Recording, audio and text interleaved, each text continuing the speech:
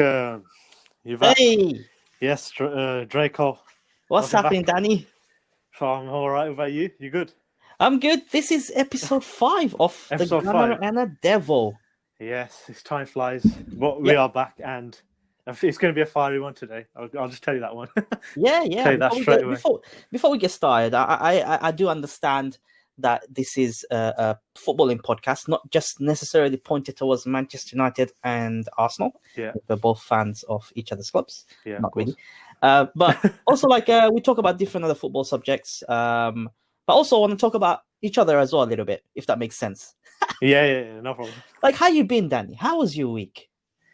Well, it's been all right. Yeah, just my university semester actually finished this week. If you're going Nice. personal, then yeah, so I'm happy about that. We went to the Christmas period. A lot of football to come up. In terms of league football and crucial running for our team. So yeah, Nice. I'm all right. Yeah. How about you? Is it possible that you can turn your mic volume up a bit, or is that the maximum you can go?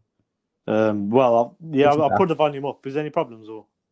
It seems a little bit low to me. Maybe it's me. Your one seems high to me. You sound loud today. Oh wow. Okay, let me just move the mic away from me a little bit. Yeah, try. I don't know. You seem loud enough for me. I don't know about you. That's all right. I mean, if you can get yours loud as possible, that'd be good. If not, it's not the end of the world. It's not that bad. I've turned my iPad volume. I'm using my iPad to record. I've turned the volume. Obviously, your voice has gone louder. Fair play. I can hear your wonderful voice even louder. Fair play. I mean, how was my week? I had a bit of a burnout. Burnout. Oh yeah, working week. Yeah, so we missed last week's episode because of me, not because of Danny. Yeah, that's no problem. If you need to take a break, it's fine. But yeah. I've just been doing a lot of, obviously, back to work and stuff, and I've been doing a lot of streaming, recording, and I had a bit of a burnout, and I had to kind of stop and think, I don't want to stream or do anything for that whole week. Yeah, you just switched off. So I took a bit of a break. I feel fresher this week. Yeah. However, going forward, I think me and Danny is gonna discuss a little bit on the timings of the podcast. Maybe change the day around a little bit. Yeah. But what affect how frequently we releases or episodes will just be maybe a day or two changed, maybe. Yeah. It's not gonna be like a significant change, like a day or two. Yeah, is perfect. Maybe instead of like just a recording time day, and I think. Yeah. It's just that obviously on Fridays I didn't stream today. I was so tired I didn't stream today. But normally on Fridays I stream. Yeah, on Twitch. I finished streaming at 7 p.m. and then kind of like straight after 7 o'clock I'm ready for a podcast. But before that I'm at work. I wake up at 7 a.m. So I'm like, wow, all the way you're up on the grind. PM, then finish work at 5 p.m. Then start my streaming at 5 p.m. on to 7 o'clock. Then after 7 o'clock, like straight after 7 o'clock, we have the podcast recording. Then literally after that, like 9 times out of 10, my cousin comes and invites me, let's go out, chill for a bit. So I'm like, by the time I hit bed on a Friday, you must be totally exhausted. Yeah. So we might change it a little bit, and not a massive change. Me and Danny will discuss it on the side anyway over the coming days, I think. Yeah, that's understandable. And it being a new podcast, I thought, you know what, we initially started off with like a pilot episode and all this experimentation, and over time it will evolve, and this is the next step of the evolution, I think. Yeah, definitely, and we'll start to put it on more platforms. Like I know you said about Twitch last time. I had to think about it. Yeah, that's definitely a step in the right direction for us. I think Twitch is gonna be definitely a step in the right direction, 100%. Yeah. I think let's me and Danny probably gonna, obviously you viewers coming in, you listen to our footballing conversations, but also get to know us as well. So me and Danny is definitely gonna be in my head. I was thinking of having sort of something set up if we're going ahead with Twitch by the end of December. That way, from the first January podcast onwards, 2021. Like a 2021 movement for our podcast. Yeah. So we'll set it up over the next. We'll discuss it between me and Danny over the next couple of weeks. Yeah, I think that'll be a podcast, like a dedicated channel, like a Gunner and a Devil. Yeah. And then remember with the Twitch thing, I can always bring it over to my YouTube, the recording, as well as. As well as I can put it onto Anchor. Yeah, exactly, and also even better, actually, we can interact live on Twitch. Yeah, and potentially with viewers. Yeah. So like, you can send voice rather than having this recording for an hour, we can stream it for an hour. because it's such a casual sort of podcast. It's nice, nothing too formal, fancy. It's banter podcast. Yeah, with the banter clubs. But anyway, beautiful plan. Hope everyone's having a fantastic week leading into Christmas, etc. Yeah, hope everyone's preparing well. Yeah, like everyone's celebrating. Enjoying anyway. Sort of like the lockdown restrictions being lifted a little bit, but stay safe, people. We've got a couple of things to talk about. We got like what I was thinking on top of my head. Danny can add to it as we get along. It's definitely the big game for me at the weekend. Yeah, Manchester derby. Obviously, we've just come off our derby now. It's going. Yours, so, we're gonna have a quick look at the review of Tottenham and Arsenal derby as well that happened last weekend, I believe. Yeah. We'll have a quick touch on the European performances, and we'll also definitely. I'd love to talk about yours.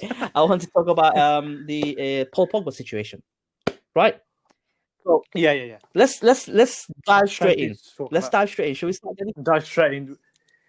We should start on Arsenal. Yeah. We're gonna start with that game has already happened. Tottenham versus Arsenal. It ended up being, what was the scoreline again, Danny? 2-0. Thanks for making me say 2-0 to Spurs. Thank you. Just get it out. How are you feeling? Talk us through it. How are you feeling? Well, where do I start? Like, can I just start with a simple one-liner? When is it going to end, Robin? I mean, like, what is happening at this club at the moment? I think it was 3 home defeats in a row, and we went to Spurs knowing it was a must-win game. I know he's Jose Mourinho, and he's always playing with his mind games. I know he said that Kane was. Now I was like thinking. The second he said that, I knew. Now he's starting. You ain't fooling me this time. You fooled me in past season, but you ain't fooling me this time. And guess who put out a masterclass? Of course, it's Son Heung-min and Harry Kane. Yes. Yeah, and what I don't seem to understand is why Mikel Arteta seems to play the same dead players like Granit Xhaka, Hector Bellerin. What have they done to warrant to start every single week, especially in a derby like this? Like me watching as an Arsenal fan, watching the games week in week out, I can see that they're dropping under par performances consistently, like those players. So I don't see why they keep starting Rob Holding and players like even like I hate to say, but Pierre-Emerick Aubameyang, he hasn't been himself. Like he hasn't even got his smile anymore since he signed his new contract and since these past couple of results. I don't know what's going on at the club. Looking at it from the outside, I watched the game, right? And as always, I want Arsenal to lose. but as a neutral, I want to see a good game, not a one-sided game, right? With Manchester United, I understand. I want to see a one-sided game. I want United to win. But if I'm watching something else, like a big derby, this is London's derby. This is the derby that everyone looks forward to, right? Not Chelsea Arsenal, not Chelsea Tottenham or whatever. It's Tottenham Arsenal, right? Yeah, that's a big London derby, especially at the length. Yeah. So you want to see excitement. You want to see back. But I just felt we'll get to Mourinho and Spurs in a bit. But in regards to Arsenal, looking at it from our side, I just felt that they weren't up for it. They were not up for the fight. I just don't know what's going on at the club. I think something like this. I feel like Arteta might have lost the dressing room a bit because it's every week in, week out. We're struggling to create chances. We struggle to. It's like we don't have any motivation to even score goals. Let alone create. Yeah, I mean, looking at the table, right? And again, touch on the match. Arsenal sit 15th in the table. 15th, and man's telling me to trust the process. We should look at West Brom and Burnley. In the last 5 games, Arsenal in the Premier League have won only once. That was 4 games ago. So the last 4 games. Yeah, at Old Trafford. That was at Old Trafford. It's funnily enough against you guys. That was the only like superb performance we put in this season so far. Like in the league, we haven't really put in any performance that made me go. For me, having watched the Premier League for many years, right, since 1999, end of it, right. So it's like 20 years hitting, right. What I always think of the Premier League is I never judge the table until after 10 games, right. It has been So my point is, I don't judge the table until 10 games. So in the beginning, first 10 games, we had the likes of Aston Villa up there, Everton. Now it's fine. It's going to change. It's blah blah blah. But after 10 games, Arsenal are 11th game now. They are 15th. Exactly. This is not August. It's not something. This is flipping December, and we're down there. Yeah. Like you have to start getting worried. Like, what's going to be the breaking point for this board to think we have to make movements here to try and Danny, looking at the fixtures, right? And again, we'll do a bit of a preview on Arsenal Burnley before we move on to the next subject. Looking at the fixtures in the next. Forget the. I think you got the Carabao Cup. Forget that. That's against City, right? Forget that. Yeah, see, but still, that's part of the Yeah, crucial yeah. So run. I okay, think let's he's going to count the test crucial Arteta's running job. in your next 5 games outside of Burnley. Is Yeah, Southampton, or the bar Burnley. Yeah, Everton, Southampton, who are in form. Everton kind of yeah, in Man form. They City, dipped a bit, but Man City in the FA Cup. Chelsea. Yeah. Oh, Chelsea on Yeah. Boxing Day. Oh my So God. People are saying that could be obviously this is a running to determine whether he's fit for the job, and he may well be gone by Christmas time at this rate. If he keeps performing like how he's doing, I want to back Arteta because he's a good guy. I felt performing. looking at Arsenal, you guys lack so much creativity. It's unbelievable. Yeah, we've had this conversation before, Robin. Like in past episodes, we've had this conversation about the creativity. We need to get number 10 in, like Ozil. He's just sitting at home playing Fortnite, and we're out here struggling to create chances. I don't get it. It is like shambles what's happening at Arsenal right now. Yeah, more than shambles. And going back to Spurs game, Spurs were very good at what they do. Classic Jose Mourinho, hit you guys on the counter attack. You never had a chance, barely been in the races at the game, and Mourinho is flying at the moment with Spurs, right? Yeah, absolutely flying with Spurs. So they're on top of the league, and looking back, and it's Arsenal at the. That's crazy. We're 15th, and they're top of the league. You know how now Burnley. Let's go to the Burnley game, right? Have you got everything out of your chest in regards to the Tottenham Arsenal game? I mean, is there ever going to be enough off my chest right now? Yeah. All I'm going to say is this running right now, the Burnley. If you don't win that, then I think it's finished. But if we've probably got to win that. But then after that, the true test. Let's talk about the Burnley game. So you got Burnley. You're at home playing Burnley on Sunday at 7 p.m. kickoff, which is a nice kickoff. I'll be definitely watching that. The last game of the weekend, I'll be definitely watching that. That's when you usually play. Burnley sits 18th in the table. They only got 6 points. So on paper, Arsenal should brush Burnley aside. Should be, yeah. But this is Arsenal talking about right now. And right now, they're the most unpredictable team, and we're struggling to create. Like especially against a team like Burnley, you know what Sean Dyche's going to do. He's a gritty, ugly manager. Yeah, he'll be. He's an ugly manager. You absolutely nailed it there, and I think he's going to make it as hard for Arsenal as anything. Yeah, and don't forget last week against Everton, who supposedly were in form under Don Carlo for the most part of the early season, and he grinded a point out of them. You know what's the funny thing, Danny? Right? So I've got the stats in front of me.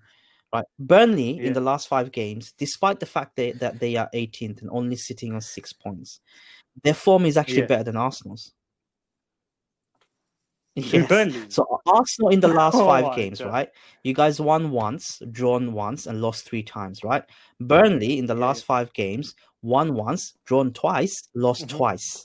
So they're actually technically on a better form in the last 5 games compared to Arsenal. So you never know. You never know. I never know. Yeah, look, 4 wins, 6 defeats in the league. Like you have to get as an Arsenal fan, you have to get worried about that. We've won more games in the Europa League than the Premier League. And we'll get to the European side of things because there's a bit of a contrast with Arsenal with the Europeans. Yeah, huge contrast to say the very least. Sticking on the Premier League, look, I think Arsenal will win. In my opinion, is Arsenal. We're going to see a reaction from Arsenal. I think Arsenal's going to win. We have to. We have no choice. You basically have no choice. I mean, imagine losing the next game against Burnley. Or even drawing it, that's still like we can't afford to drop any more points now. 15th and any more. Basically, there's no slip ups. The whole month of this December right now, for Arsenal's sake, there should be no slip ups. Not even a draw is acceptable because.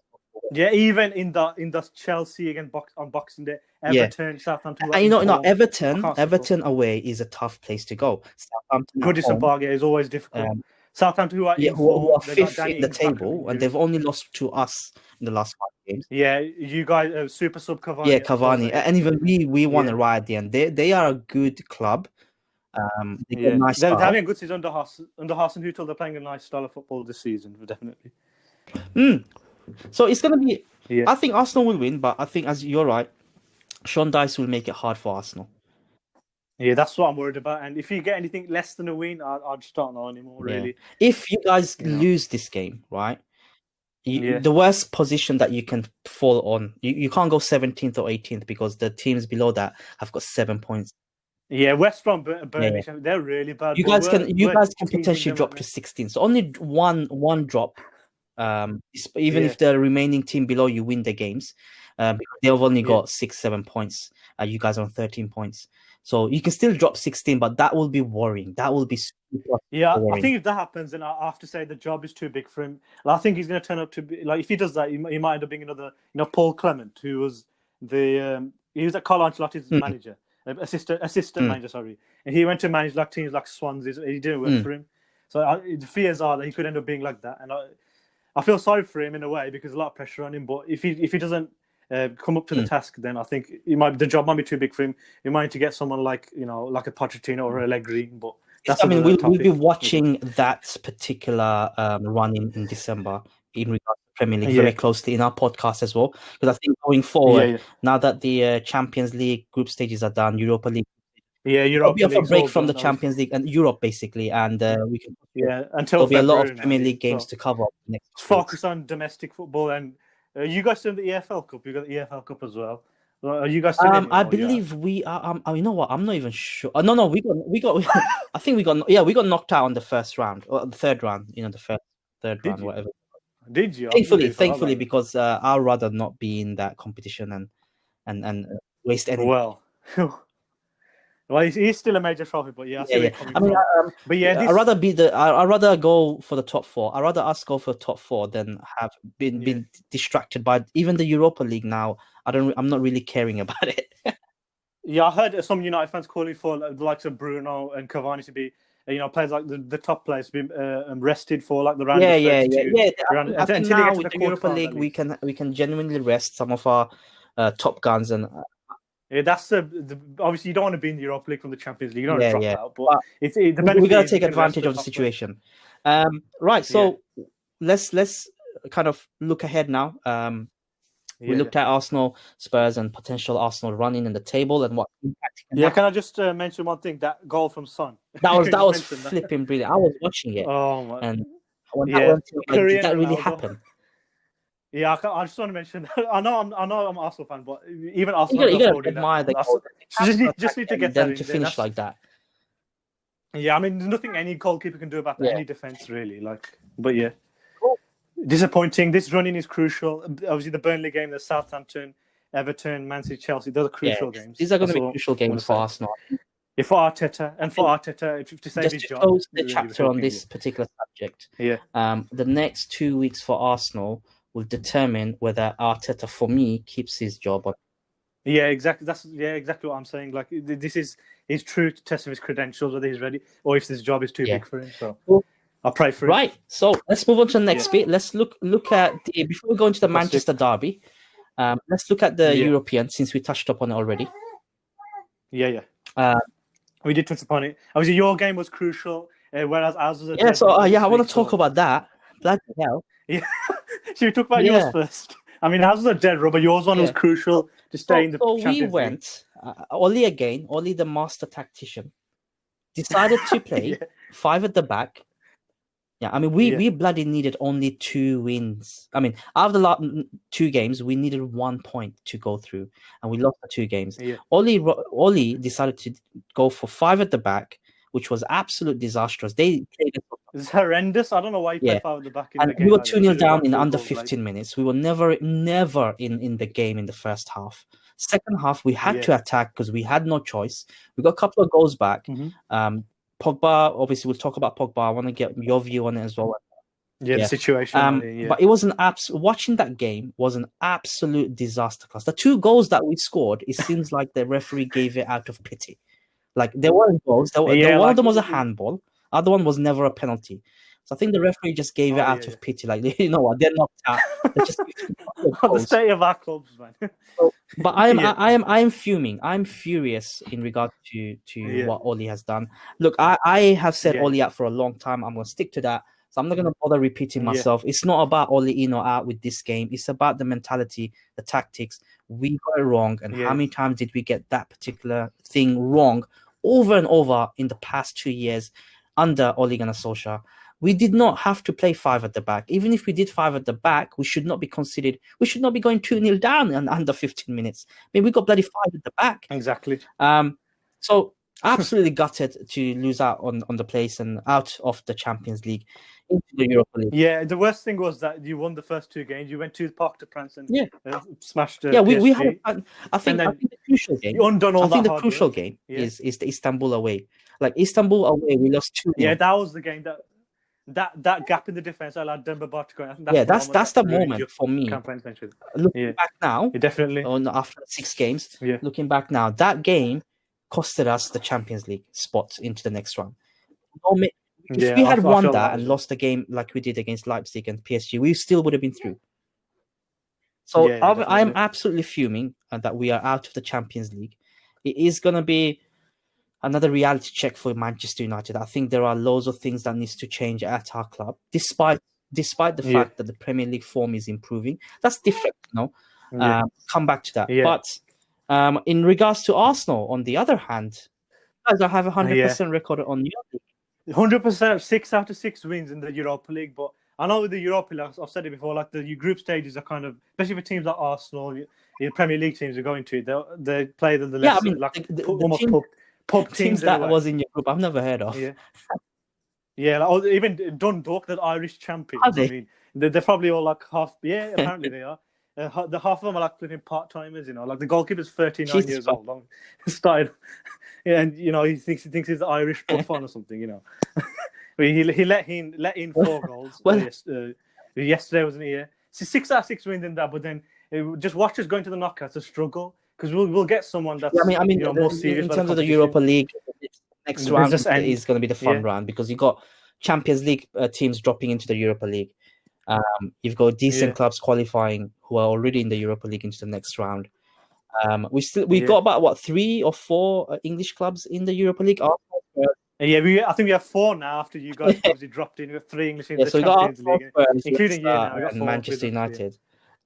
At one point, I think one of those clubs will cross paths. That's why. Yeah, I think we will cross paths. Our team and your team. Another one, what I'm fearful of, is if we cross paths with Villarreal, because we know who's managing that team is Mr. Unai Emery. Really? So if he's managing that team. He's high flying. He's like second or third in La Liga. He's pretty high flying right now. Exactly. And people are comparing, like, look at Unai Emery. He's back in his home country and he's smashing it there. Like, what went wrong at Arsenal makes us question. But if he come up against him and he wipes the floor with us, then more questions need to be asked. But I mean, hopefully we don't cross their paths, but I can only fear it. And hopefully we get a reasonably easy clash in the next round. Cool. Well. Okay. Before we get into the next bit of things, just want to stop for a bit of an intermission here. You say thank you and to shout out to every one of our listeners. It's a small podcast. It's still a baby. It's still growing. There are people I know that are listening on the podcast, listen to the podcast. So I just want to say thank you so much. Yeah. Thank you for all the support and the listenership is growing. Gradually, just sharing it on the social media platforms, spreading the engagement. So thank you to everyone. And as always, I'll be uploading this podcast into my YouTube channel where I'll be linking all the links on such as Anchor, Spotify, podcast. There's those platforms, and I've actually applied to put a podcast on more platforms like TuneIn, iHeartRadio, Amazon Podcasts. Hopefully, they'll be on those. So there's obviously more platforms to listen to our wonderful voices. But moving on to the next bit, Paul Pogba. Talk to me. Paul Pogba. I'm sure you read the news. What's your take on it before I get into it? It's that agent, isn't it? Mino Raiola. He seems to be the agent of a lot of high-profile footballers, and every time he opens his mouth, Pogba seems to start stepping it up again. But right now, I just don't know. Like it might be the end of his time at Man United. I don't know. I think like Pogba is a quality player, but he comes with too much baggage. Definitely. I had a few people, right? So I've got a TikTok account, so I make United content there as well. I had a few people on my TikTok account say, it's not Pogba that made the comments. But for me, I don't understand these people. That's not how client-employee relationship work. Mino Raiola is the agent of Paul Pogba. Whatever Mino Raiola says, he has to run it through Paul Pogba. And Paul Pogba would have said, yes, say that. I agree.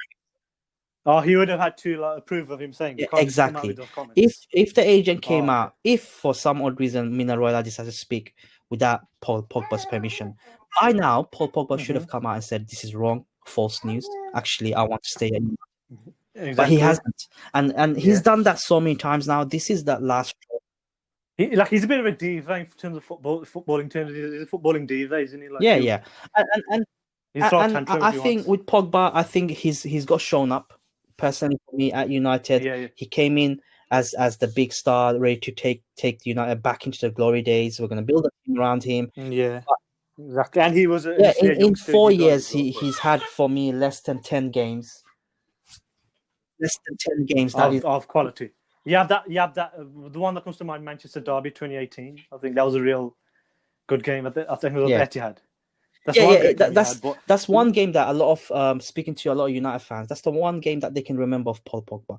For me, Paul Pogba has made less than 10 games that is a standout performance in the last 4 seasons, right? And also, I think he's been shown up by Bruno Fernandes. Bruno Fernandes came in. Yeah, definitely. He's become the star of the team himself now. And everyone's Bruno Fernandes. And Paul Pogba, for me, he doesn't care about the club. I think he just like his agent, they don't care about clubs. It's just where is the next fat paycheck coming from? That's what I think they care about. If rumors to be true, Paul Pogba wants to go to Real Madrid, which is a possibility with Zidane being there, right? I remember tweeting out that definitely. if Pogba thought that United fans were harsh, wait till they meet the Madrid. Yeah, I saw that tweet. Where you see the Real Madrid fans, their manager Zinedine Zidane, he's won 3 Champions Leagues in a row, and now they're underperforming. They're still saying Zidane. They were booing and calling out Cristiano Ronaldo at one point. I think exactly. They think it's zero. They don't care. They'll just call Madrid. Out. Yeah, even if he has a massive legacy like Cristiano Ronaldo. I hope now. Do we really need Pogba? No, because actually we haven't played Pogba for a long time. He's been on the bench, right? The team's been performing better without him, generally speaking, right? I don't mind losing Pogba. What I do want is I want Pogba to leave Manchester United, go to Real Madrid, his next club, next boyhood club, whatever, right? And then I'm gonna see those matches where one bad pass, which he does plenty of, will be met by thunderous boos by the Madrid mob. And then I want to see how he reacts. He might learn. It might be a lesson of karma. Yeah, definitely might be a lesson of karma. You got to wonder, like, if he was to leave tomorrow, he joined in 2016. If he was to leave tomorrow, what major legacy would he leave behind? Exactly. The Man City match, you as a United fan. There's nothing else to remember him for. You honestly think that? I thought you as a United fan would be more biased towards him, but even I think as a United fan, right? If you asked me that question 2 years ago, I'll tell Danny, shut up. He's a good player. I support him. But I think a lot of the United fans are in the position where they don't care anymore. They're just fed up of Paul Pogba and his agent, and also the worry of losing a quality player like Pogba is gone from us because we got Bruno Fernandes, who in the last 9 months has done more than Pogba in the last 4 years combined. That's definitely true. Bruno Fernandes. It's been Bruno FC. Actually, January. You can even say it's Bruno United FC. Bruno United FC. That's a good. You can even say that. So I wouldn't mind leaving Pogba leaving whenever, right? You just get him off our club and never deal with Raiola agents. That agent. I mean, is he agent and your other players, or because I know he's a lot of high-profile footballers. Is the agent for? Sorry, say that again. Is he the agent? No. He used to be. I mean, he's Ibrahimovic's agent, Mkhitaryan's agent. We had those 2 players, so we did do a bit of a dealing for him, through him. Sorry, for Manchester. But in regards to any other players, Jesse Lingard was in the summer and took over Mino Raiola, but he has since left. Jesse Lingard has left Raiola since then. Paul Pogba is the only person that is represented by Mino Raiola at Manchester United. Obviously, he's got other players around the world like Erling Haaland, and you know what? The big players. I would not go near him anymore. Not with Raiola as the agent, because Erling Haaland, you know what's going to happen. He's going to stay for a couple of more seasons or 1 season at Dortmund, get a big fat paycheck to another club, Probably buy him, and he could. And then Everton lost his his agent will start rattling, and another move. That's the agent. He's an absolute shambles of an agent, and I hope in the future there is some sort of regulation to control these agents. Yeah, there has to be something, especially crafty ones like that. He knows what he's doing. Cool. All right. Let's. Cool. Anything else you want to add before we move on to the derby preview? Just on the matter of, I was talking about the goals of the season, and yesterday I know he was a dead rubber, but did you see El Neni? I didn't. You know what? I was. In all honesty, after Tuesday, I didn't watch football for the rest of the week. Yeah. Oh yeah, I don't blame you, but yeah, that was similar to Son's goal. After the podcast, I'll have a look after the podcast. Then definitely. Yeah. And just I wanted to add on about the Europa League. I know we've been performing better in the Europa League, and you know why? Because we've been playing more of the kids who are more hungry to fight for the badge. I think that should be the future. Same with United. You got all these old players like Lingard, Phil Jones, etc., right? Play the bloody kids, man. Oh, they will show more fight than these guys. Yeah, the kids are showing the fight. Like you got Reece Nelson, you got Joe Willock, players like that. Like they're showing more fight than the senior players. Like they're not showing anything like that, right? Give them a chance. That's actually a very good point. I can relate that to Manchester United as well. On the PSG game, right? Our centre back, one of our centre back was Tuanzebe. He's a youth product, 21 years. Yeah, he pocketed Mbappe throughout the whole game. He hasn't played for United since then. Like why? Why? He came on like subs there, but why? Oh my word. Yeah, exactly why. Like we've got a striker called Folarin Balogun. He's a fantastic youth player. I mentioned it before in the previous episode, and he doesn't even come into the Premier League squad. But every time he performs in the Europa League, he comes straight on in like 5-10 minutes. Yesterday, after how many minutes? Fantastic finish. He slotted past the keeper. It was like literally 5-10 minutes after he came on. Like why didn't he get a chance? Over Eddie and Nketiah, I do not rate. I'd rather have someone like Balogun in, and maybe even instead of Lacazette. Because right now Lacazette is not firing. Maybe him and Aubameyang up front could be something. I mean, but right now, I think surely it can't go worse than anything. So you might just give it a try. Yeah, you might just give the kids a chance, because it's damage limitation right now. This moment in time, we need to give the chances to the players who fight for the badge, and they know what it means to play for Arsenal. But yeah. But other than that, I mean, in terms of creative players, another thing is the transfers. Like obviously, next month is the January window. It's not long away now. The rumor mill will also touching up on that leading January transfer window. We'll talk more about the transfers as we get closer to that window. Yeah, definitely. There's been a lot of rumors about an attacking midfielder coming for Arsenal. Obviously, that would be the first thing we need for us right now. First player we need to sign an attacking midfielder. Cool. All right. So thank you, Danny. Manchester derby. Manchester derby. Huge I want you to have a bit of a predictor scoreline. What you think you're gonna see through the match? What you're thinking about Pep Guardiola at the moment? Those. Before you predict, I'm just gonna give you some stats. Manchester City have not won against Manchester United in the last couple of seasons, last couple of meetings. United have won both of them, and City have not scored against United. On the table, both played 10 games. Manchester United sixth in the table with 19 points. City 7th with 18 points. Last 5 games, United have won 4 games, lost once, which is against Arsenal. In terms of City, they played for last 5 games, won 3, lost once, drew once. Talk to me about the derby. I'll let you have the platform for the next 20-30 seconds. Go for it. Yeah, sure. So basically, I know Ole, he's tripping up a bit at the moment, but he's a big game manager, and he'll step up. I think he'll go with the tactics to go, and I hope for your sake that he goes and he puts a strong team. What happened to Edinson Cavani recently? Do you know what happened? I think he's coming. I mean, Solskjaer came out with a press conference today. He didn't kind of make it clear whether he's going to play. He said that he's going to assess him.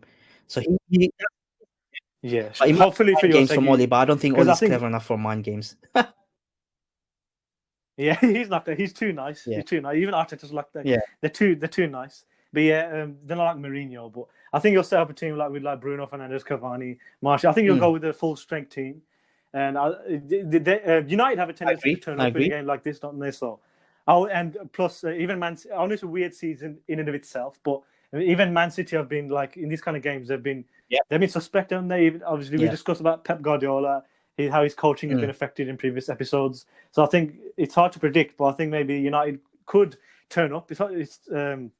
Maybe they can, but it's really difficult to predict this.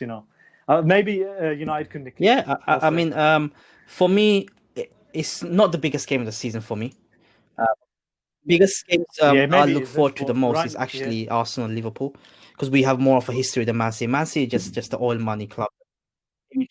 Yeah, but in terms of, I know they're definitely oil pump. Yeah, but it's always nice to beat Man City, because at the moment, as a squad, they might not be up there in the table, but as a squad, they've got better players in the Premier League. Yeah, I mean, personally, on paper, Pep is one of the best managers in the world. Man City is always going to challenge for the Premier League every season. They're expected to challenge for the Premier League, right? Yeah, we did say that. But this season, definitely, I don't think. I think if Man City lose this game, I think effectively the Premier League charge over. I don't think they can recover. Yeah, I don't. Do you really think that?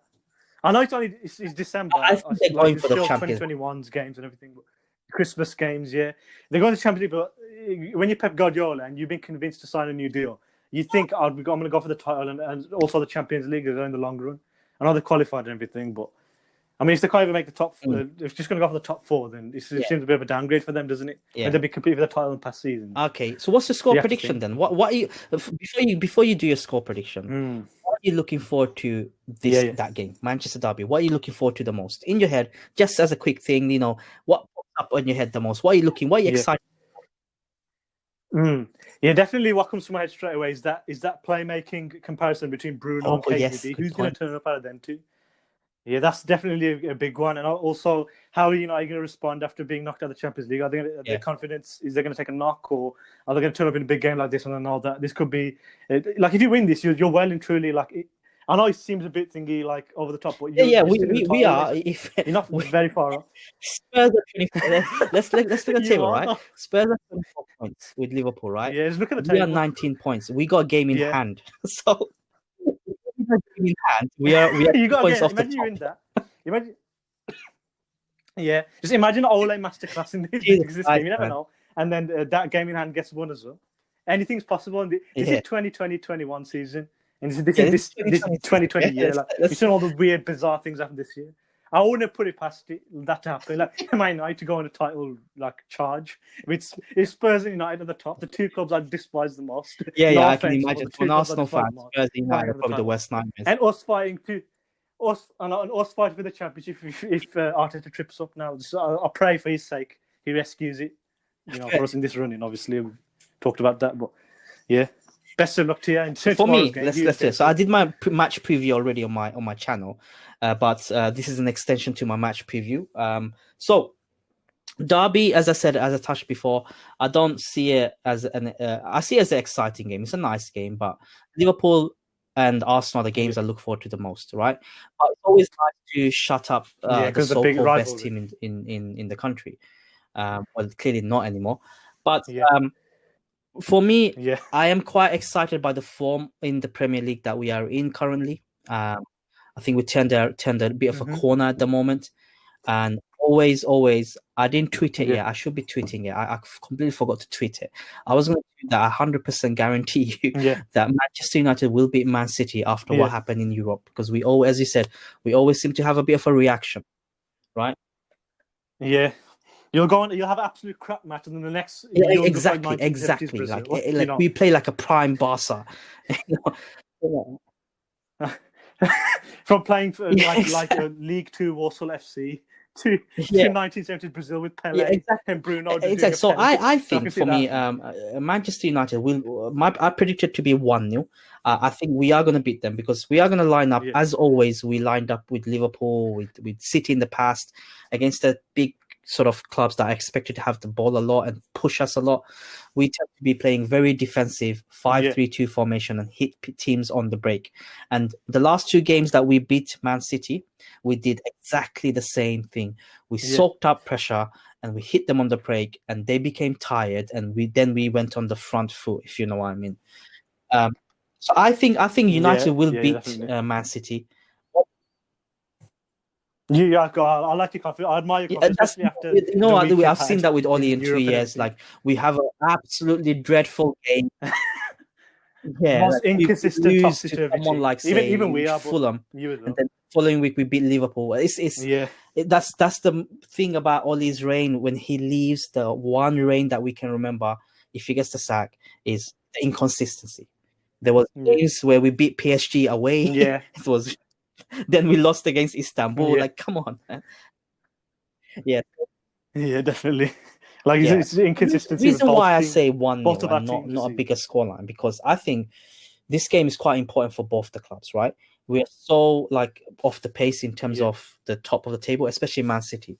I don't think any team will be pushing it too much, afraid to lose too many points, right?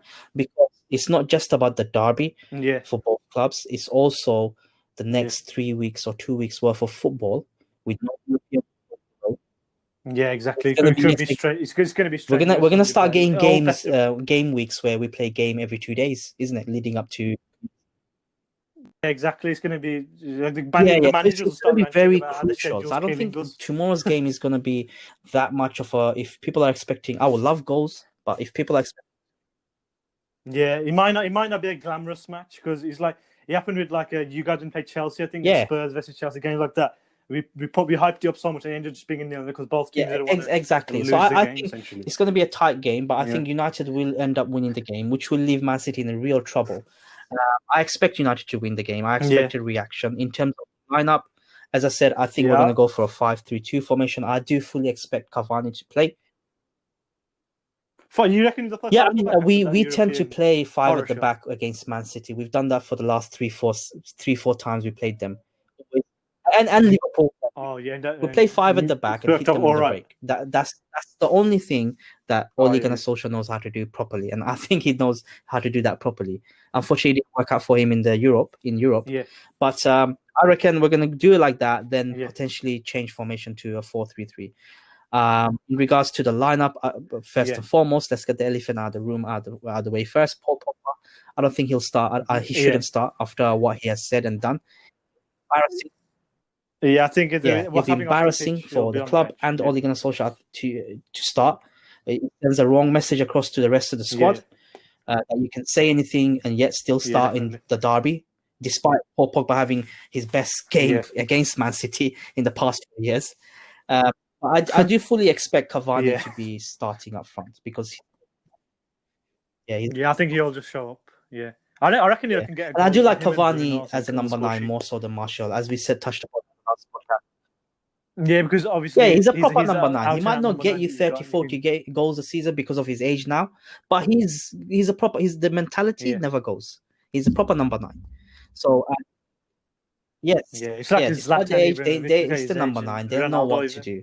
So that's my prediction. Sort of in terms of the lineup, I expect the same sort of team played out against Istanbul, which was our strongest team minus Fred.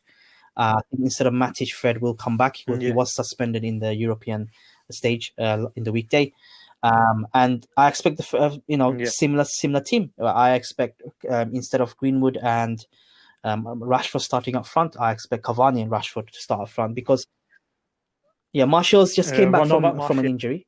He was a bit of an ego, but I think he's been in such a poor form recently. He has missed sitters after sitters. I think it's better for him to kind of be on the bench, and it'd be nice for someone like Martial to come off the bench because he's a quality player still for us. What I expect from the game, as I said, I'm expecting an entertaining, fiery game as we expect in the derbies. I'm not expecting anything sort of loads of goals and goals galore and all that sort of things. If Manchester United lose, I will not. I will go into hiding for the next 2 weeks because I don't want to watch football at all.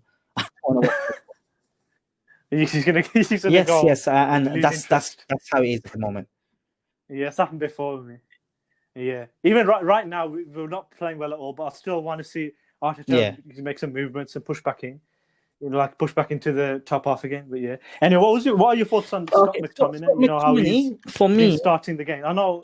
For me, Scott McTominay does well in certain games because he is a dirty player, not in a bad way, but he does all the dirty work, right? Yeah. So I He's a think gritty playing midfielder, Scott isn't he? McTominay in the games that we are expected to get pressured a lot is a good idea. Playing Scott McTominay in the games that we expect to win is a good idea because he's got no creativity, Yeah. right? He's more like a biter. He'll do all the dirty work, allow the players to play, right?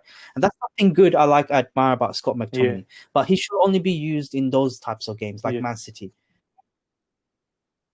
They're like he should be more like a fella. He needs to come shore it on up and bring a bit see of the game physicality, through. but not I start don't the agree game. with him starting every game because I don't see him as a United standard player. But like you said, what you said about Ole I don't know just what loves to start him, like for whatever reason, no matter how bad he plays. It's like I don't know. Yeah, He exactly. just starts him no But matter how bad he plays. with McTominay, he has his uses on games like this. So I fully expect McTominay to start tomorrow. Because the last time he played, we played City, which was in April, and again, I only remember that because I did my match preview. Scott McTominay scored a 30-yard goal, isn't it? If you can. So I think for that reason, to give a bit of a morale boost, you scored a 30-yard goal, man. You're gonna get another goal like that. You did good, blah blah blah. But I think to answer your question, Scott McTominay for me shouldn't be a regular starter for United. He should be starting coming off the bench if we need to close down the game, or playing defensive against clubs like Man City who are gonna come at us. Having Scott McTominay in the midfield with his energy. I think that's it. Nothing more. He's got creativity. His passing is poor. A lot of it is sideways passing. So it's like that's a Granit Xhaka type player. Yeah, exactly. Sideways passing. That's it. That's but that's an interesting take. But one more player I want to highlight. Sorry, God, Harry Maguire. What do you think about the goal he conceded the other day? I know you got the likes of Mark Gobi saying, "Oh, he's crap." I don't want to say, but he's shite. He's crap. What do you think about him? What's your take on how he should be going? So I said the same thing in my match preview, right? Today is Harry Maguire needs another partner other than Lindelof to get the best out of. Playing Lindelof and Harry Maguire together is the worst thing ever because both have zero pace, which means that we have to play really defensive. Right. Oh yeah, there's no one that can run back when on the counter attack. Yeah, exactly. Whereas I reckon Harry Maguire can excel.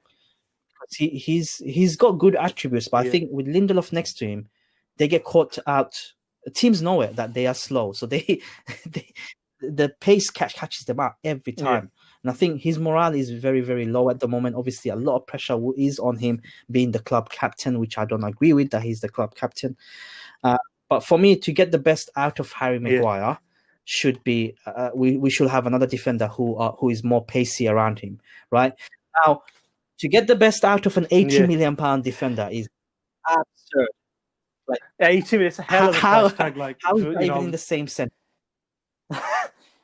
His defensive instincts are it's actually like a fridge, like the because do you see? Was it the third? He just let the ball. I think it was when he just completely lost his awareness of the ball. He's that effectively killed off the game on the weekday.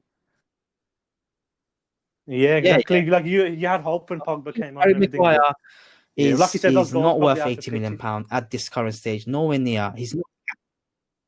Yeah. I never thought. He's a good defender, but not 80 million pound worth. Leicester and whatnot. He is not material. Even in the World for Manchester United. I don't think he's worth that much. I think to get the best out of him, which is a shame after spending 80 million pound, we need another centre back to complement him. Yeah, like that's why you went for Gabriel, who's our player now. We hijacked your move, and I think you still need to go find someone like an Upamecano type player. Anyway, did I go on my predicted lineups and predictions? By the way, I don't think I did I? Oh yeah, go ahead. Yes. We talk about Burnley. Yeah, I think you forgot about it. There's just so much to talk about. You forget bits and bobs in it. But I'll go into I'll do my predicted lineup first. You see, there's always a difference between the lineup I'd pick and the lineup Arteta ends up picking. I think it's probably similar with you, isn't it? Like with Ole. Is there a different lineup you'd pick? Yeah. So you got like Hector Bellerin, Grant. I've mentioned it before. They're just not good enough at this club at the moment. You got people like Ainsley Maitland-Niles. You got even Mohamed Elneny. How good he played against you guys at Old Trafford. Like him with you remember him with Thomas Partey was fantastic. But right now, you wouldn't believe what he did in the North London derby. You know, Partey Yeah, wasn't he fully came off recovered the. from his injury. Like he wasn't 100%. Yeah, I forgot to mention that. Like he rushed him back into the line, which obviously I was happy about. But I just thought, really, do you want to start him? I know it's a North London derby, but do you want to risk him? Like risk him aggravating his injury, making it a long-term thing? And so basically, but for the I think it was a Son goal when they were counter-attacking and they obviously blasted it in. And Partey was limping off the pitch. I don't know if you saw it. Arteta pushed him back on. Yeah, he pushed it back. He pushed him back on. Said, go defend. He couldn't do it. He's literally like he's holding his hamstrings. Like I can't carry on. And then obviously Son went and scored that, but Partey couldn't have had an influence on that. But now he's going to be out. Like maybe is Partey out now? 2020. Now we're talking. Yeah, he is. That's what I want. That's what I'm saying. It's such a mess what's going on at the club right now. We signed Thomas Partey on deadline day. We was getting so happy. Like we got a crucial midfielder we wanted, but I always said, me personally, that we need to get a creative player in as well, like another midfielder, like Hussein Aouar or whatnot. We need another one in there, but we didn't do enough because if he's out for huge ginormous blow, because now we got like to flipping Granit Xhaka, who's just right now anger in your voice, rubbish. Sides, you see, it's a rant episode. This one is, but for both of us, isn't it? I mean. But he's a sideways passer. He has no creativity. He's not mobile. With Thomas Partey, he does everything. He defends, he attacks. I've all spoken gospel about how good he is, but now he's going to be out probably for the festive running. Huge blow. So I'd go with El Neni and Ceballos in the midfield. But I know potentially that Arteta will go with probably will. I fear that. I think there'll be a lot of like angry Arsenal fans, including me, if he starts. But I think he will. Hector Bellerin, I'll dump him for Ainsley Maitland-Niles. He's a much better player. And yeah, he has much more energy and he fights for the badge more. I'd start him, but I know he's going to start Bellerin. Just my lineup against his lineup, this is what it's the case of. And he's going to go with Gabriel, Rob Holding. I'd obviously go with Gabriel. You know something about Gabriel? He's won 3 Player of the Months in a row for Arsenal. A central defender who came in the summer. He's been better than all of the other players for 3 months straight. What does that tell you about our midfield and our attack? What's happened to Pierre-Emerick Aubameyang? What's happened to all these other forward players like Nicolas Pepe? William? What's happened to all those players? Gabriel's come in. He's won it 3. Fair play to him. 3 months in a row. That's fantastic on his part. Yeah, they haven't. But what happened to other players? So he's been by far our best player, the best of a bad situation. So he has to be the first name of the team sheet.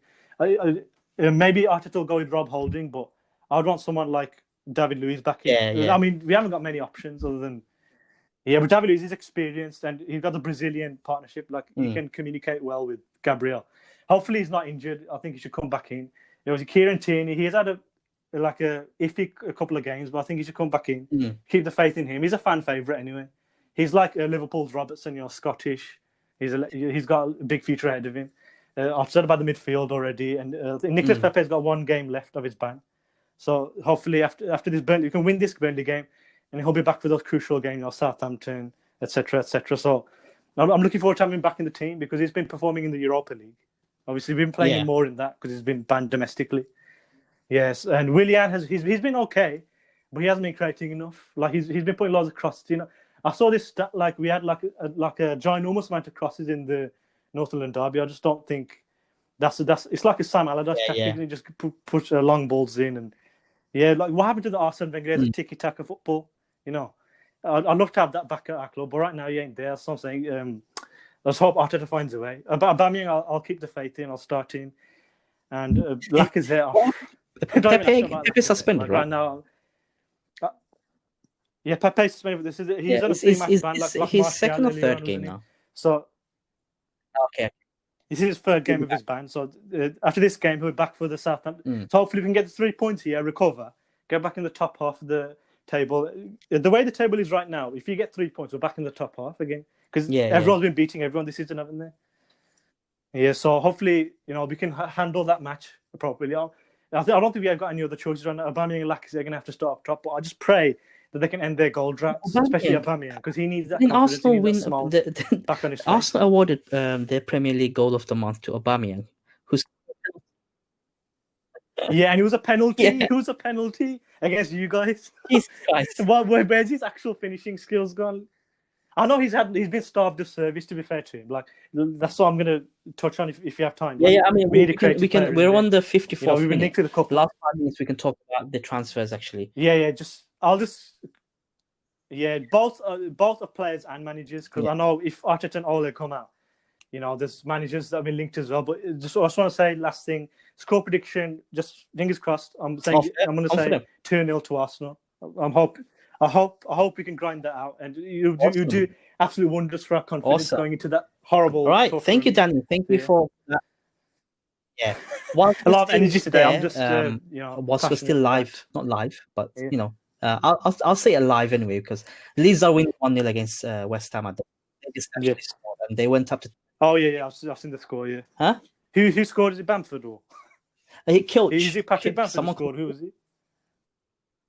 Oh, Klitsch. I was just saying. I completely forgot about my phone. I fell asleep after work. So tired. I completely forgot. I missed the deadline. Yeah. I'm like. Oh.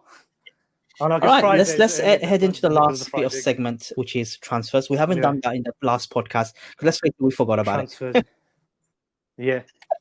But I think going forward in the next podcast, going to January and beyond, the whole of January, we'll have a whole big section. Yeah, that's going to be more on just transfers as well. Because there'll be a longer segment on it.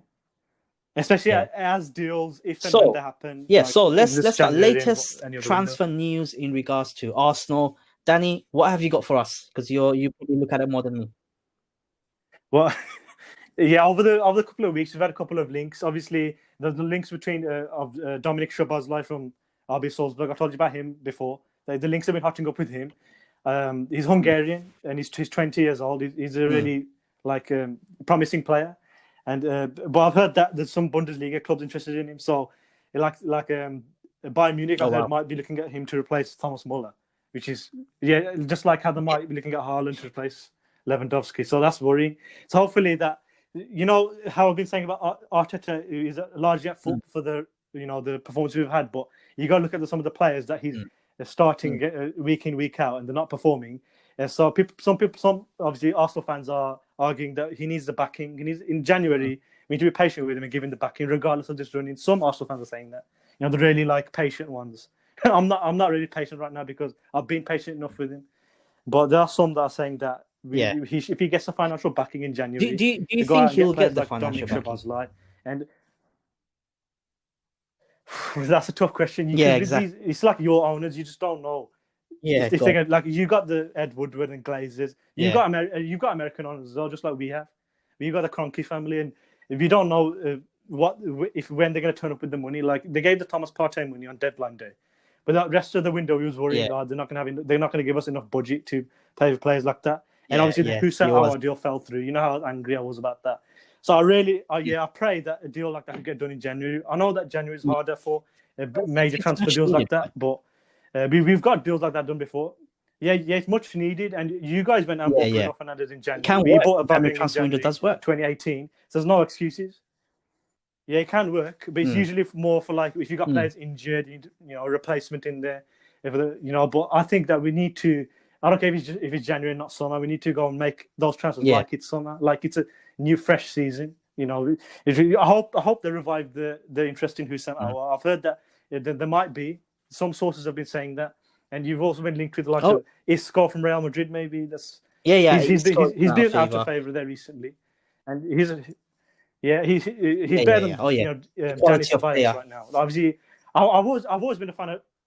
Yeah, I've always been a fan of Dani Ceballos, but he's younger and he hasn't been performing. He's been like Granit Xhaka, a lot of pressure on him. He hasn't been performing, but Isco's like a player that we've been targeting, and also Christian Eriksen. Interestingly. He's used to have a Spurs and whatnot.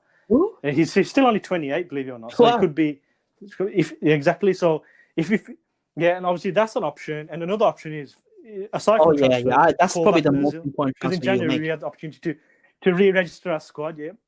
That'll be like a new signing if we can do that. I know a lot of us are saying, that ship sailed. This isn't 2016 anymore. But if I was Arteta, I'd consider that. And maybe get another midfielder on top. Yeah, so that's me. Those are the links mainly right now, because obviously the obvious issue right now is our creativity. Like we're not creating anything. Aubameyang's is starved of service, and we're not scoring any goals. You see our stats. I think we're 20th or 19th or 20th in the league for chances created. So that's atrocious, isn't it? It's atrocious. Those issues need to be addressed. Because in Manchester United, there's only one bit of transfer news that's coming out in recent week, really, is Paul Pogba. There's rumours coming out that Paul Pogba, yeah. What we've already discussed. Yeah. In relation to Paul Pogba, so there are reports coming out on various outlets that Manchester United are willing to let Paul Pogba go to Juventus for a swap deal in regards to Cristiano Ronaldo. Yeah, Dybala has come out recently, but Cristiano Ronaldo has been lingering for a long time. Juventus, Ronaldo could be one, but he's a Juventus sporting director came out yesterday or day before yesterday and said they are very much like Paul Pogba. So it just shows that Paul Pogba, they want him back at Juventus. But also the reports came out that Juventus are really having trouble with money and they need to offload Cristiano Ronaldo. Because Cristiano Ronaldo's on insane to get the wages off right? His bill and everything. Yeah. So there might be a potential swap or some sort of elevation. I will definitely take that. I'll take that. I know Pogba's younger and whatnot. Even at that age, Ronaldo, we need a number 9, right? Yeah, he's still I don't think he's in retire really 40, to be honest. But for me, how I see Cristiano Ronaldo's physique. He can play he's going to play as a number 9, right? He'll get us goals because that's what he can do. Yeah. But most importantly, the leadership, the mentality of Cristiano Ronaldo being there, just like Zlatan Ibrahimovic when he was there, he uplifted the team. Yeah. At the moment, we don't have any leadership. Bruno Fernandes is the only sort of leader you can say. Yeah, he's not even the captain. Yes, but Cristiano Ronaldo coming in, it will be a massive uplift to the team. Even if it's a short-term fix, that 1 year or 2 years that he's been going to be at the club, he's going to get us goals. That's for sure. That's for sure. Yeah. And to get rid of a virus like Paul Pogba, which is a virus. Yeah. I think Paul Pogba controls this dressing room a lot. He's popular. He's a bit of a like I said, he's a diva. So that's 2 in 1. Obviously, you touched upon Dybala coming in potentially as well. Look, I like him. Yeah. But I had a lot of United fans saying that they don't approve it because he's not. He's exactly the player that United, the transfer that United would make. Yeah, exactly. They need someone like Jadon Sancho. He's someone that I wouldn't mind having if we didn't get Bruno Fernandes. Dybala plays in Bruno Fernandes' position. He's predominantly. Exactly. He's a number. He plays off the striker. He's not like a right wing. And that number 10, that little position, that pocket, Bruno Fernandes plays. Exactly. So well, we already filled up. You already filled up in that position. This is not FIFA Football Manager where you can have Dybala and Bruno Fernandes and keep them both happy. You can keep them both happy, like not playing one weekend. But it's going to be, I think, Dybala, if we do end up signing him, it's going to be more of a luxury signing because where is he going to fit in? Where does he play? He plays in Bruno Fernandes' position. Now, unless Bruno Fernandes gets a massive injury, then yes, we might need to go in for a number 10 to replace him. But other than that, in regards to recent transfer news, obviously this week with the Pogba situation, the Dybala and Cristiano Ronaldo news did come out. For me personally, we need a centre-back still, but I doubt we're going to get anyone in January transfer window. I think it makes it harder for us to get anyone in January transfer window, especially. I said it before, especially being knocked out of the Champions League. It's going to be hard for us to attract.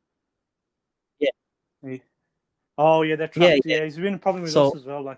So I think any major massive transfer happening, I reckon it's going to be next summer for Manchester United. But we have seen it happen in January. Yeah, exactly. So we will keep a very close eye on it, especially in the next few episodes, going well into January as well, because anything can happen in January as well. We'll definitely keep a lot of close eye on the transfer speculation and news side of things. Yeah, but Danny, this is pretty much episode 5. Yeah, just do you have time to cover one? Let's go for the managers or the manager transfers or. Yeah, just about to say, we were saying about Arteta and all about being under pressure. I'll just quickly touch upon the fact that you got obviously managers like Pochettino, Allegri available. What do you think? Who do you think should go for if those managers go out? Like I know, Pochettino. I don't think Poch will take the Arsenal job. To be frank, I think. Maybe because of his ties with. I know he was linked with Barcelona before, and because of his ties with Espanyol early in his career, so it could be that situation. But it might be a matter of who gets Pochettino first. Arteta. I don't think he'll get the sack anytime soon. He's been because he's been at the job less than a year. Even if we don't think. I know that. I know that, but I think with Poch, in regards to Poch, I think Manchester United should go for him. Is he a massive upgrade to Ole Gunnar Solskjaer? No, but at least he has the know-how, the naivety. He hasn't won a trophy, but he took Spurs into the Champions League final. Yeah, with that he's got the potential to win. Also, remember, he bought Dele Alli, Kane, Son for less than £5 million. Those. And then turn them into so he has the knack of developing players, buying cheap, has the scouting range, and I think if Pochettino was backed in that summer after the Champions League final, I think he would have been in a better position. I'm actually surprised. Because he wasn't backed, and I think that happened in the background. Allegri, I don't think for both Arsenal and Manchester United, I think he's not going to be a good manager. Yes, he's going to bring the experience, but he's too minded, and both Arsenal. Interesting. He's quite a defensive manager, especially in Italian. And both Arsenal and Manchester United are known for attacking with wing backs. However, so it might not suit us. However, I'm going to ask you one question. And everyone seems to overlook this particular manager, Luis Enrique. Oh yeah, exactly. He's a fantastic attacking manager. I would have taken him. He's gone off the radar a bit, but definitely he's young. But he's a Spain manager now, isn't he? So he might be thinking, he's young. I'm managing my country now. So. And he's attack-minded. He's very clever manager. Very he's clever one that easily you can obtain. Anyone, like both United and Arsenal, can obtain if they really went for it. And I think he can be a real firepower in the Premier League. The thing is that he's tactically good. Who else is there? He'll suit both. I understand that a lot of names like Allegri and Poch are being mentioned. Those are the ones unemployed. Managers like in clubs already, like Diego Simeone. But would they leave? Or even Brendan Rodgers? Would they leave the clubs for us? Maybe, I don't know. But right now, to see how it goes with our current situation, it'll be interesting to see the. Anyway, that's the last bit of segment of podcast, I believe. This is episode 5 that's done. Thank you so much for everyone that's listening in. We'll be back with more episodes in the future. Watch out for some news on the Twitch side of things. Me and Danny will be in touch over the weekend. And hopefully do some Christmas special. That'll be nice, I think we should do a live stream, actually. That'll be good. Definitely the Twitch side of things. We'll discuss anyway. But this podcast will be is going to be available on my channel at Draco Evolve on YouTube, as well as Danny. The next bit for you. You got Spotify, Apple Podcasts. The user place is Google Podcasts, but recently I've tried to extend the platforms like Amazon Podcasts, TuneIn, iHeartRadio. It should be on there soon, if not already. And the title of the show is going to be Gunner and Devil, isn't it? Gunner and Devil. I have to think about the episode name. Episode name is like we'll figure it out. We'll discuss it between us. Or because you control the platform on your side, you can come up and I control the platform on my side. But the main topic will be a rant or something. The main topic we covered today. A rant and about how Arteta's under pressure. You guys have been demoted. Thank you, Danny. Thank you. Yes, fantastic, bro. I'll catch you in a bit. All right, great episode. Thank you. Take care, Robin. Catch you.